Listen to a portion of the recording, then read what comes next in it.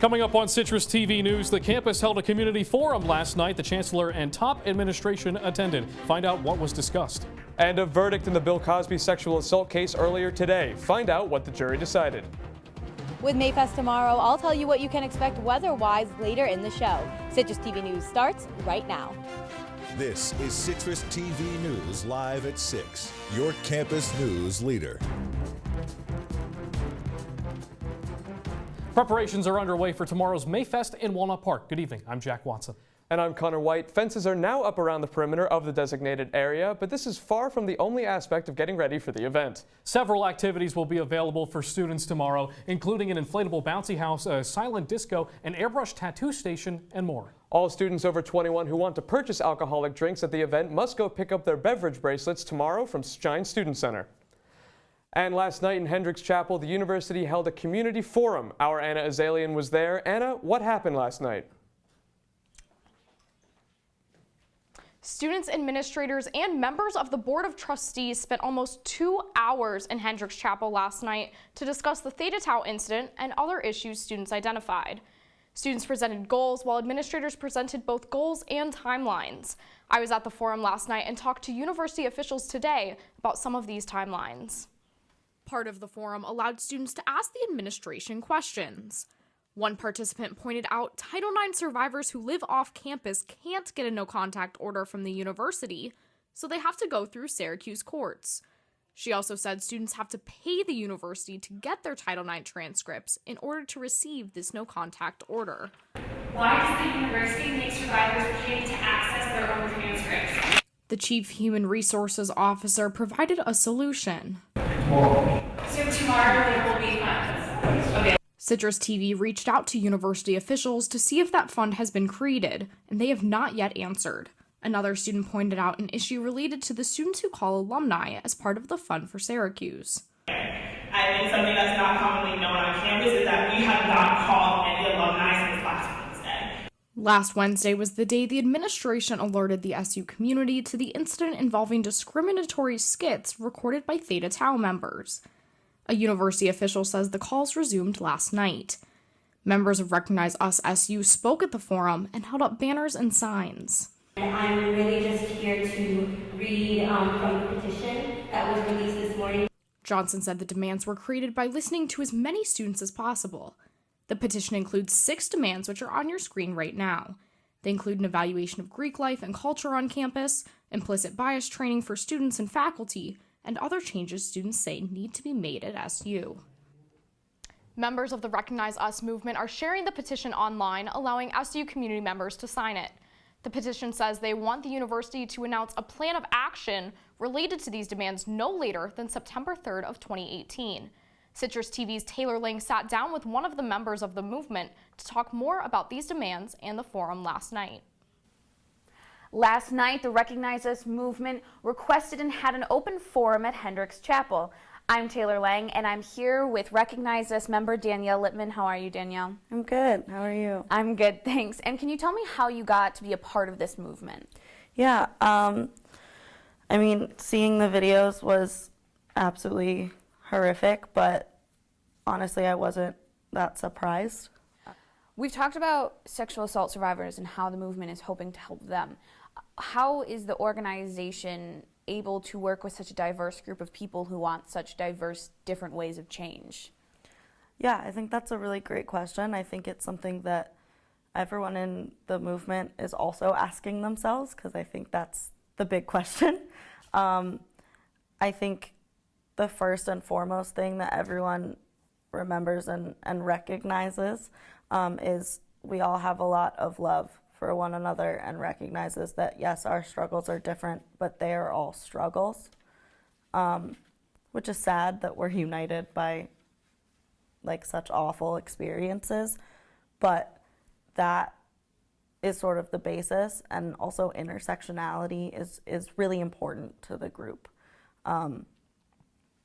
Everyone has different issues, but they are all incredibly important, and no one issue is more important than the other, and we all mourn the issues together and celebrate the wins together. I really want to thank you for sharing your stories and your time and your hopes for the future. Again, I'm with Danielle Lippman, a member of the Recognize Us movement. I'm Taylor Lang. Have a great night, Syracuse. Finals are quickly approaching, which can be stressful, but there are a lot of ways to relieve stress on campus. Peyton Smith is here to tell us about some of those activities. Thanks, Jack. Bird Library has more to offer than quiet places to study. Here are some of the other ways students were able to de-stress this week. As the semester winds down, the university is hoping to help students de-stress. The Center for Learning and Student Success, also known as CLASS, is helping students relax through the end-year semester with CLASS event in Bird Library this week. It's a mix of review sessions and stuff to help you de-stress. The director of CLASS, Margaret Uzdansky, says the center opened in January of 2017 to provide students with more tutoring opportunities. CLASS has since extended its outreach on campus by working with other offices on campus to make the events possible. We collaborate with a lot of different offices all across campus, as well as academic departments. Uzdansky and CLASS work with the Writing Center, Math Clinics, and the Office of Health Promotion to put together this week dedicated to helping students. The event features study sessions, therapy dogs, and massage chairs. We try to combine kind of the helping with ways to relax as well as the practical stuff with our review sessions. In addition to massage chairs, therapy dogs, and extra study sessions, Syracuse University students have found other ways to alleviate their stress, like taking advantage of the warm weather like those behind me on the quad. More than 30 students joined CLASS on Monday for its business calculus review session. This includes Syracuse economics student Steve Moretta, who came to his first tutoring session with CLASS. This is like the first one I've been to, but I think it'll be beneficial and probably help me do better toward the end of the semester in math. The study session also included refreshments and insomnia cookies. Peyton Smith, CitrusTV News. The Center for Learning and Student Success looks to continue helping students de-stress before finals in future semesters. Thanks, Peyton. The Whitman Community Council held its third annual Whitfest this afternoon. The event is held each spring to celebrate the accomplishments of Whitman School and to give students a few hours amid the stress of finals. The Whitman Dean and other faculty members served ice cream and participated in several activities at the event. The event was also meant to foster relationships between the students, faculty, and staff. And SU students come from many different backgrounds, but what some may not realize is some students are coming from poverty. Riley Burg went to find out what life is like on campus for students who face such financial restraints. This is Danielle, an SU student who has struggled with poverty for most of her life.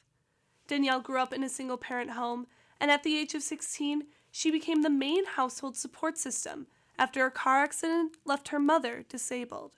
So coming to college wasn't exactly an easy feat. I am supporting not only myself here at Syracuse, paying for my education and the cost of what it means to be a student here, and also supporting my mother back home with paying bills and groceries and other essentials. Letty experiences a similar situation. Her family came to the U.S. when Letty was in second grade, only able to afford a 2-bedroom apartment for their 6-member family. There was actually a time where we would eat beans and eggs every day for 3 meals a day. Her family often used food stamps just to get by. So for Letty to come to college, she needed significant financial support. She's at Syracuse on nearly a full ride, only taking out a loan to pay for her housing. Any costs beyond this are out of pocket. Sometimes they're like, oh, let's order pizza, or let's order this, and blah, blah, blah. And I'm like, I have to go eat at the dining hall. The way I see it is I don't want to spend money on things that are not absolutely necessary.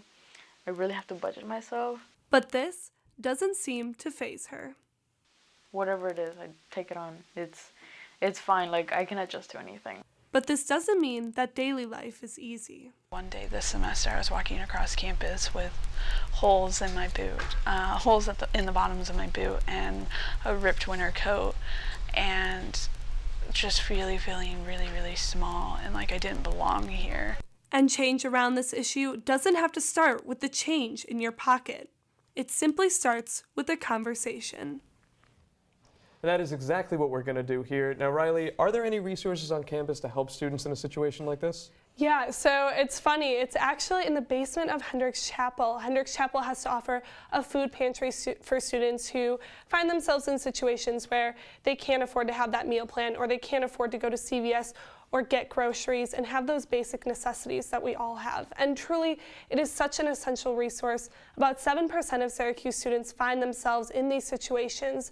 And for those students who do, it's advised that they just continue to share their story. There are several other organizations and people on campus willing to help them out if they find themselves in these situations. Thank you so much, Riley. We're unfortunately going to have to leave it there. Thank you so much, Riley Burg. And now moving things outside, Conor, it's been the past week. We've seen the temperature go up a little bit, but not to where I would want it to be. I agree. We still haven't hit those nice balmy summer temperatures, but we have seen some shorts and t-shirts around the quad. We go now to Citrus TV weather anchor who reports from Walnut Park. Nicole? Thanks, guys. Well, the sun that we're seeing right now, we won't be seeing much of tomorrow for Mayfest. When you wake up in the morning, it'll be right around that mid-50s range, and it'll be pretty cloudy skies. And those clouds are going to stick around all day long. But at least the temperature is going to be warming up to right around a high of 63 degrees tomorrow. So definitely you can still wear that cute spring clothes, definitely shorts weather, at least in my opinion. But the real question everyone keeps wondering, is there going to be rain tomorrow? And I'll tell you, it's right around 15% chance of rain tomorrow, so you shouldn't need to worry about a rain jacket. But then again, with the unpredictability of Syracuse, you can never be too safe. But I'll tell you what those high temperatures are going to be throughout the rest of the weekend and into next week in my full weather forecast. Thanks, Nicole. Coming up, the verdict for the Cosby sexual assault retrial. Find out what the jurors decided. And the Senate confirmed the next Secretary of State. We have all the details. Stay tuned. They said a bottle was just a bottle.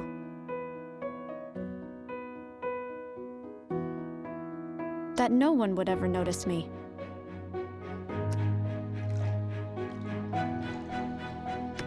But I knew I could be more. That one day, I would make people smile.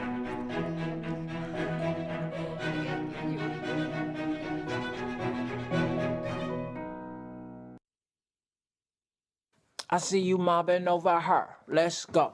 Let's mob. Let's crawl. Let's crawl. Let's crawl. Hey, yo, we mobbing. Come on, girl. Let's crawl. Hey, yo, let's crawl. Hey, yo, let's crawl. Hey, let's crawl. Hey, yo, let's crawl.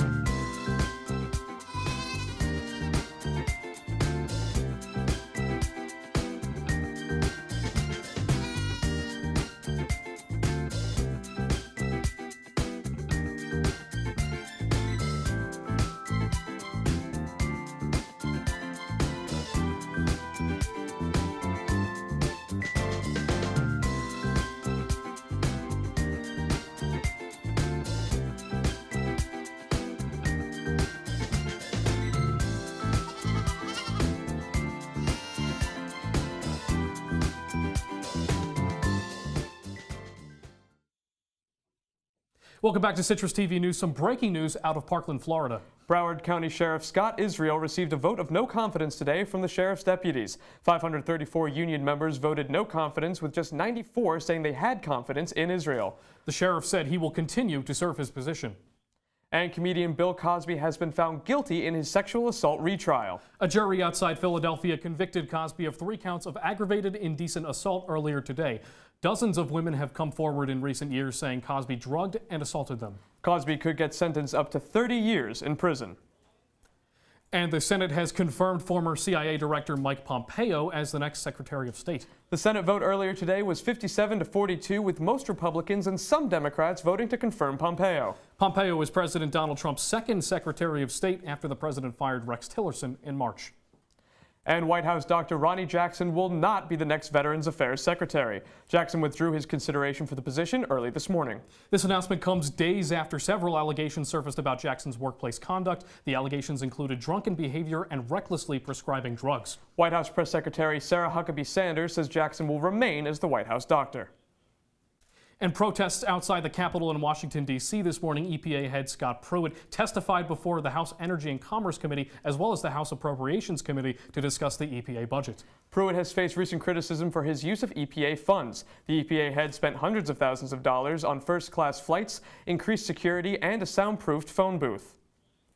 And Arizona school teachers staged a walkout today in at least 90 school districts across the state. The teachers are protesting for greater salaries and more funding for Arizona schools, while with some pressing the state government for an immediate 20% pay raise. Colorado teachers also walked out today. Arizona is the latest in a series of states this year in which teachers walked out in support of higher pay, including Kentucky, West Virginia, and Oklahoma. And protests continued in Armenia today after the end of the controversial term of Prime Minister Serge Sargsyan. Protesters from Armenia's opposition party rallied in support of Nicole Pashinyan, in the capital city of Yerevan. The protesters claimed the former prime minister, who resigned his post on Monday, unfairly altered the country's constitution to maintain power. Moving forward, Pashinyan and the opposition want a new leader and snap elections. And tragedy in India after a school van collided with a train at a railway crossing. Police say at least 13 students were killed in the crash that happened early this morning in Uttar Pradesh. 20 people in the van, 18 of them were students. Police say that 7 people are in critical condition and none of the passengers on the train were hurt. In response, Uttar Pradesh's chief minister said he was deeply saddened by the death of the school children. Coming up after the break, Nicole Weaving has her full weather forecast. Stick around. Look at you. You're at the top of your game. You're unstoppable. Nothing can throw you off track. Wait, is that your car? Uh-oh. Yeah, I saw that coming. That will throw you off track. You're looking at around 10 grand in fines, legal fees, and increased insurance rates. Let's try this again. Smart move. Because buzz driving is drunk driving. Here we go. We're gonna go out there in the rain. Gonna get wet. All right, here we go.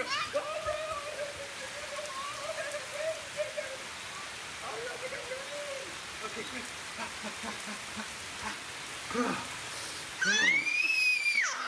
Oh yeah, yes. So much fun. Mwah. We're getting so wet.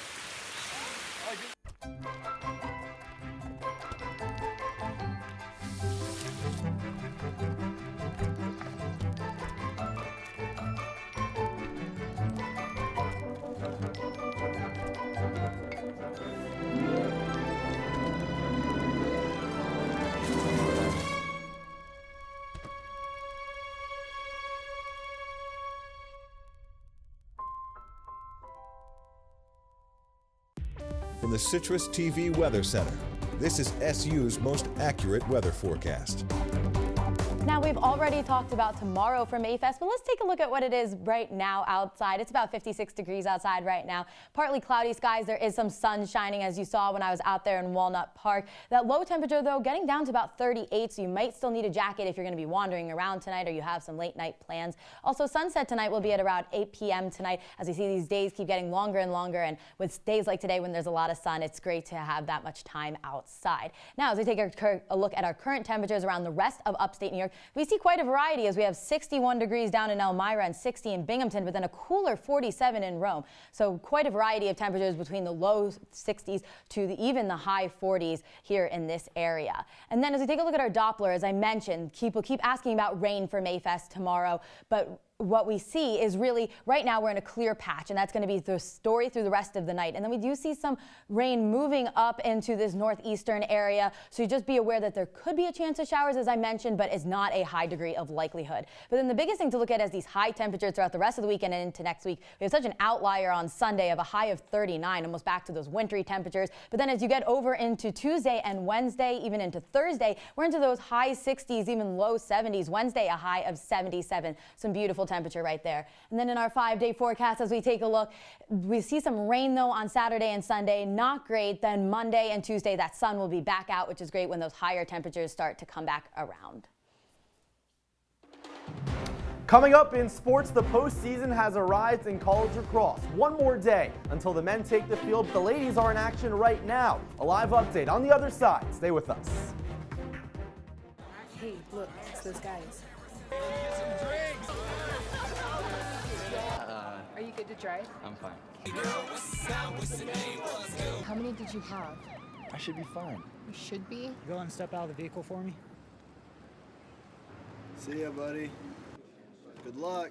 So turns out, buzz driving and drunk driving, they're the same thing, and it costs around $10,000. So not worth it. They'll test you. Try to break your will. But however loud the loudness gets, however many cheese puffs may fly, you're the driver, the one in control. Stand firm. Just wait. And move only when you hear the click that says they're buckled in for the drive. Never give up till they buckle up. What are you, superheroes? Just four brothers who hate bullies and love this city. Whoa!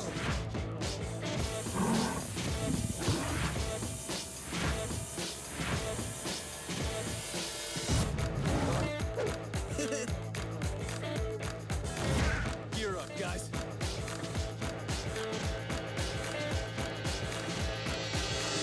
And now, your CitrusTV Sports Report. Welcome back. I'm Jake Marsh with sports. Tournament play. Everyone has it circled on their calendar when it comes to any sport. And for the Syracuse men's lacrosse team, that time is now. The Orange has a rematch with Virginia in Charlottesville tomorrow night in the ACC tournament semifinals. Sophomore Stephen Rafis explains how seeing the Wahoos once before can affect tomorrow's matchup. Yeah, you do feel definitely like you know the other team. It was earlier in the season, so I think both teams have they've definitely grown and changed in their certain ways, but definitely watching some film from the past game and just watching how they progress throughout the season.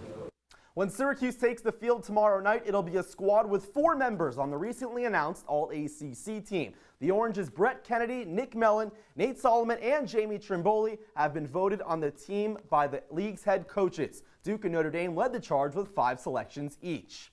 SU lacrosse fans may have to wait until tomorrow night to see Coach Desko's bunch in action, but ACC tournament play is in full force right now for the Orange women's team. It's a rematch of the last 3 conference championship games right now, but in this year's first round.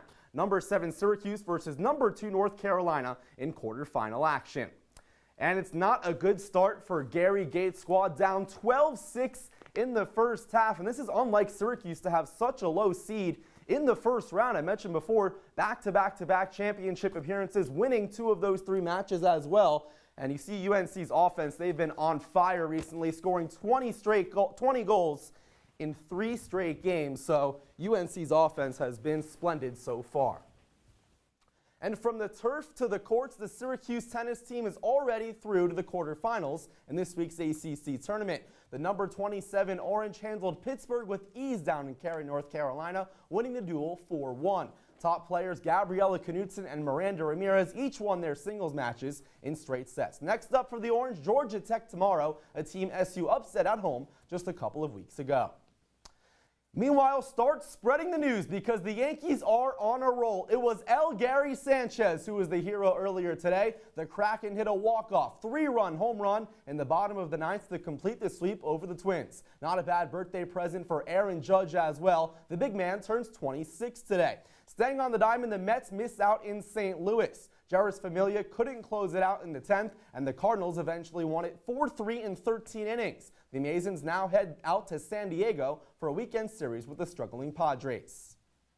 Elsewhere, it's time to halt the mocks and the speculation, and now enjoy the ride. The NFL dream begins tonight for 32 of college football's finest. It's draft day down in Dallas, and the beauty of this year's version, so many question marks. It seems nobody knows anything about what's going to happen tonight, but one thing is for sure, it will sure be interesting. Reminder for New York fans, the Giants are set to pick second with the Jets right behind at number 3. Buffalo currently sits at pick number 12.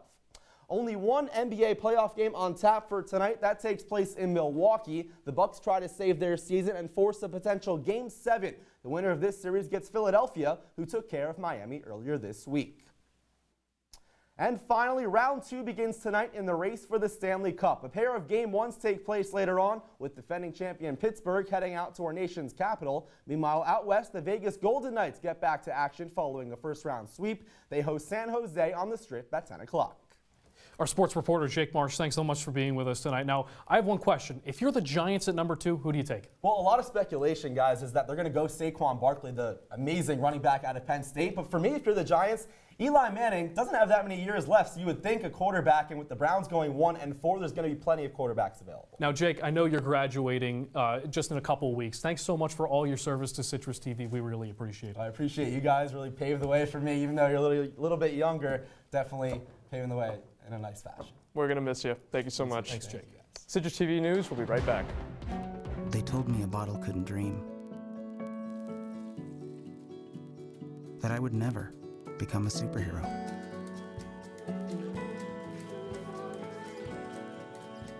But I learned how to fly. Just to come back in a new disguise. And be the hero that I've always wanted to be.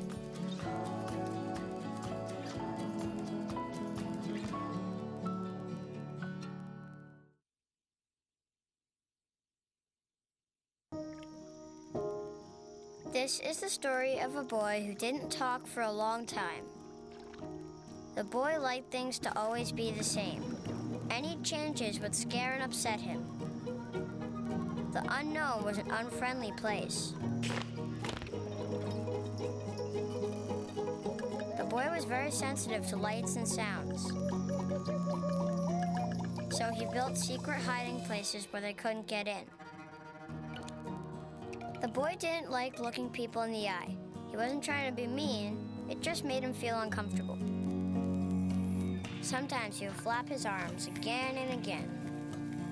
One day I found out I have something called autism. My family got me help. Slowly, I found my voice and learned all the ways I could live with it better. Early intervention can make a lifetime of difference. Learn the signs at autismspeaks.org. Welcome back to Citrus TV. As the semester comes to a close, unfortunately, we have to make some tough goodbyes to some of our seniors and a junior.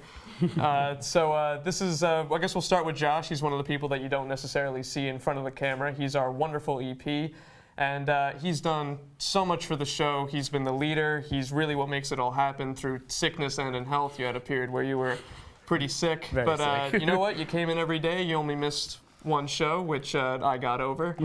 But just thank you so much. Thank you, guys. Just truly incredible team. It's been an honor and a pleasure.